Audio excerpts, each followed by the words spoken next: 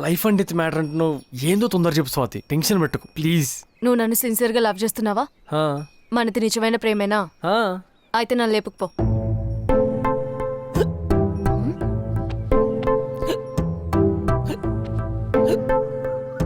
నాకు తెలుసురా నీది టైం పాస్ లవ్ అని. Swathi Swathi please please please please Swathi. ఇప్పుడు లేచిపోవాల్సినంత అవసరం వచ్చింది చెప్పు. ఏమొచ్చిందా? మన మ్యాటర్ ఇంట్లో తెలిసిపోయింది. రాత్రి ఎంత గొడవైందో తెలుసా? నాన్న నాకిప్పుడే లగ్గమొద్దు. మరి ఏం చేస్తావు? చదువుకుంటా. చదువుతూనే ఉన్నావు. నేను అనుకున్నదానికన్నా పెద్ద చదివే చదువుతున్నావు. మాట్లాడక మళ్ళా. ఏమైందే? ఏమైందయ్యా? అయిన కాడికి చాలు, ఇంకా ఏం కావద్దనే చెప్తున్నా. మరి నాన్న ఏం చెప్పాలనుకున్నావో చక్కగా చెప్పు.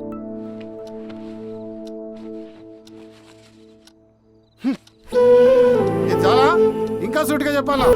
నీ బిడ్డ సినిమాలకు షికార్లకు తిరిగేంత పెద్దదైపోయింది. ఇన్నేళ్ల సంది ఈ ఊళ్ళో చిప్పలు గడిగి బతుకుతున్నా, ఒక్కని తోటి కూడా ఒక మాట పడలేదు. ఇప్పుడు ఇది పెంట పెడితే ఎట్లా? మరి చదువుకున్న తెలివేడుంది. ఇటువంటి పిచ్చి పిచ్చి నగరాలు మానుకుంటే అందరికి మంచిది. అర్థమవుతుందా? మా నాన్న నన్ను ఎన్ని మాటలన్నాడు, నేను మాట పడ్ను. ఇంకొక్క క్షణం కూడా నేను ఆ ఇంట్లో ఉండను. టైం నువ్వు చెప్తావా నన్ను చెప్పమంటావా? మనం రేపు లేచిపోతున్నాం అంతే. సరే నువ్వు గట్టినే ప్రిపేర్ అయినట్టున్నావు. పైసలే తెస్తావుగా? తేను. బంగారం తెస్తావా? బంగారం కాదు కదా, ఒంటి మీద ఉండే బట్ట తప్ప ఇంకేం దేను.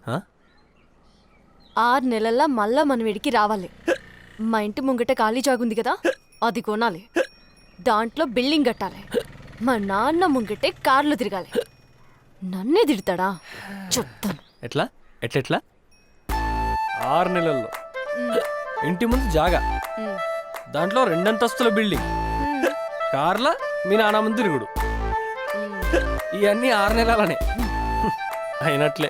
అవన్నీ నాకు తెలియదు. నీ మీద నాకు నమ్మకం ఉంది. రేపు మనం లేసిపోతున్నాం అంతే, ఫిక్స్. బుజ్జి మన వాడికి పోయినాక లగ్గం ఒకటే అవుతుంది. మిగతావన్నీ ఈడికొచ్చినాకనే.